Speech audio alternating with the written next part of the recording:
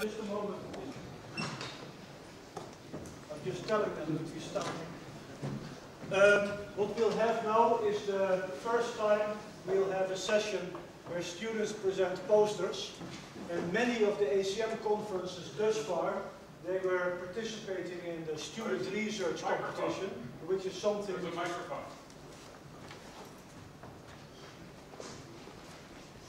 On the bottom. First on the bottom.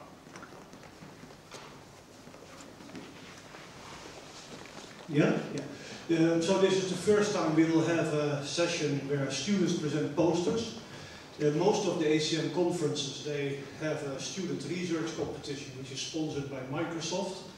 And then there is an initial round where students can hand in 800-page abstracts.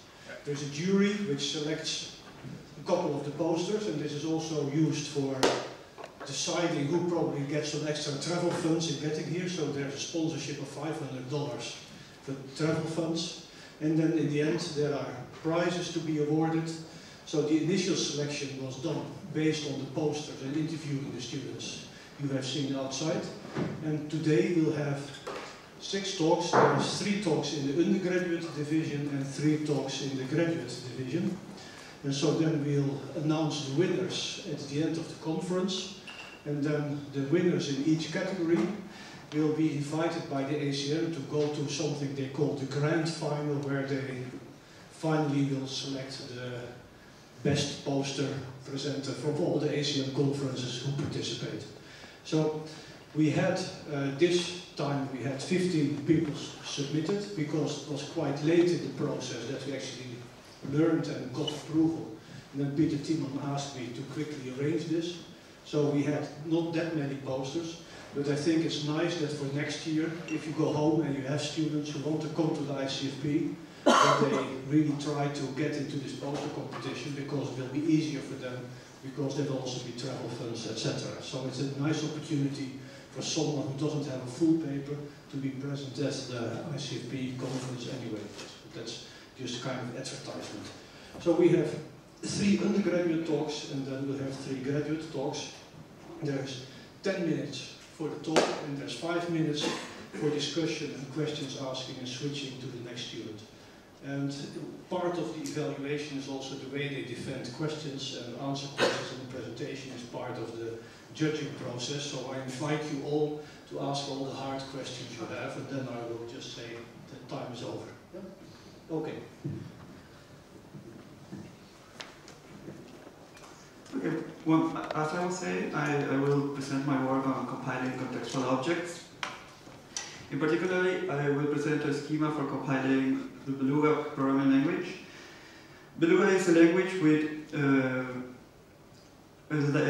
data level types which support binders. It uses LF, in particular an extension of LF, using contextual objects. Mainly, Beluga is a proof development environment. So why it's interesting to have a compiler for this language? Well, 2 reasons mainly. First, because some interesting programs in Beluga can be expressed that we will like to run faster. For instance, programming language transformations or programming passes. We will see another talk on closure conversion done in Beluga. The other reason is that if we are ever interested to have contextual objects in a general purpose language, let's say ML or Haskell, having a compiler or knowing how to compile contextual objects will be interesting to be able to have a real world mainstream language implementation. So as I said, Beluga is a language that's based on LF, in particular contextual LF, but it's a 2-level language. It has a computational level language on top of that basically adds recursive functions and pattern matching in ML style to handle these contextual objects. I will show you with a running example what I mean by contextual objects and how do we compile them. These are type declarations that will be familiar to users of 12 or people familiar with LF. Here we have the type declarations for 2 types, 2 untyped lambda calculi. The first one uses higher order abstract syntax. That's reusing the binders of Beluga inside of our programs. So lambdas there, for instance, have this LF level function to represent the binders. On the other hand, we have a declaration of an untyped lambda calculi without with a first order representation using the Breuil indices. So what kind of terms we can express? Well, I said they were contextual objects, so we put them in these boxes, like the open term. It's before the dot we have a context, and afterwards we have the term that can refer to variables in the context. For instance, here the application uses f. If we wanted to represent omega using higher order after syntax, that means using the first representation, we would write this. Now I will show you a program that will convert from the omega using higher order after syntax to the one using the Breuil. It's a nice example because it uses all the power of Beluga's pattern matching. Okay, this is how the functions that manipulate terms look like. It's basically a recursive function that will have a pattern matching augmented with all the features required to be able to manipulate successfully the contextual objects. For instance, this pattern matches a term that's variable x, and it was the lastly defined variable x. So for instance, in this case, because we are converting to the Breuil indices, obviously it was the last introduced variable, so we get 1. We can also match against arbitrary patterns in the arbitrary variables in the context. For instance, this p. We can also match, and this is very important, match inside binders. For instance, here we match inside the higher order lambda that we use here to represent the lambda bodies. Interestingly, m is a meta variable that stands for any term, but the 2 dots and the x afterwards are a substitution that says in which context this m can exist. The 2 dots mean it can depend on any variable in G, and the x means that it can depend on the x introduced by the binder. This will be very important to be able to manipulate these terms, but it will complicate our pattern matching compilation. We also have the regular constructors, like in ML, but we have these 2 meta variables that can match against any term again, and because they have these 2 dots, they can use any variable from the context. So when compiling Beluga, and in particular in this presentation, I will talk about two things. Choosing a concrete representation, a first order representation for these terms that I will have in memory that I will manipulate with these functions, and how do we compile this very different and more powerful pattern matching. So first, as a choice for the compiler, we use a very versatile representation based on a French look at programming with binders, like François Platier and Nicolas Bouillard. In this idea, we have binders are represented by names. These names inhabit worlds, and worlds are linked.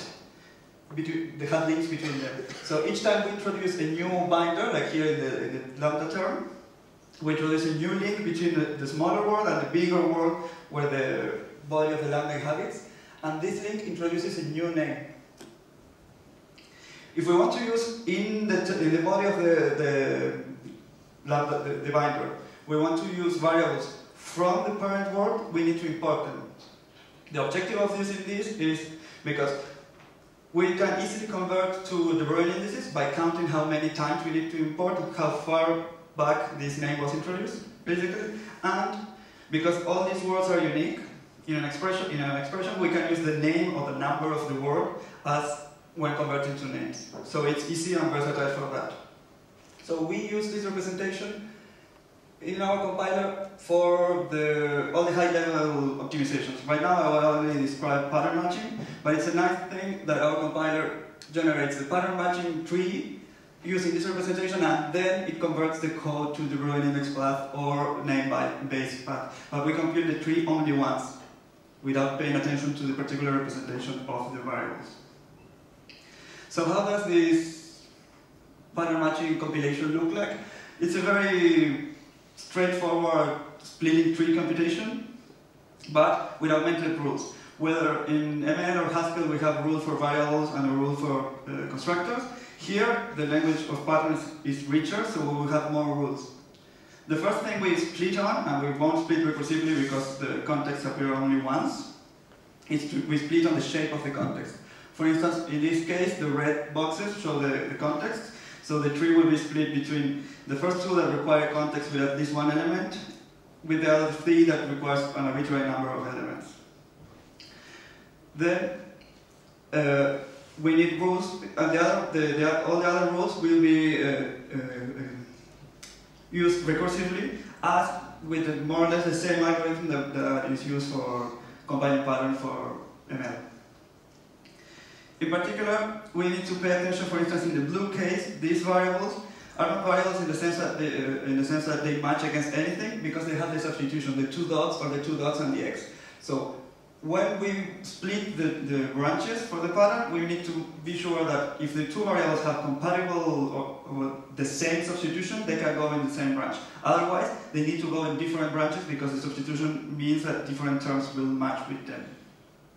The rule for constructors is the same as the rule for constructors in any ML style language.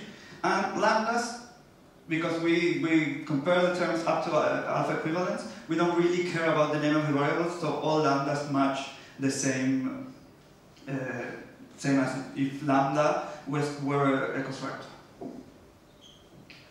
So, we generate the pattern matching tree using the fresh tag representation, but then the generated code will have either a De Bruyne index binders or name-based binders. So that means that at runtime we need specialized functions to support the matching of terms. So in particular, I only show this as an example, but we need to, for instance, compare the shape of the context, and it will be different if we use context with names or with De Bruyne index. One thing is, our comparison is way more complicated. For instance, for meta variables, we need to make sure that after substitution the term doesn't have any free variables, otherwise it doesn't match. So the runtime tests are not as simple as those for ML languages. So in conclusion, what we have a framework for compiling contextual objects, which is something that never been done, and the pattern matching compilation scheme, a representation that bridges HOAS and two first-order representations, and a compiler that represents with the two backends, gives us the opportunity. We haven't yet done any work on that, but we can compare the trade-offs between the two backends. Because if you use the Breuer indices, okay, sometimes it's faster, but sometimes we have to renumber the terms in substitutions. And with name, we also have the similar problem. We need to rename to avoid duplicated names. So there's a trade-off on each. With that, I finished. Thank you.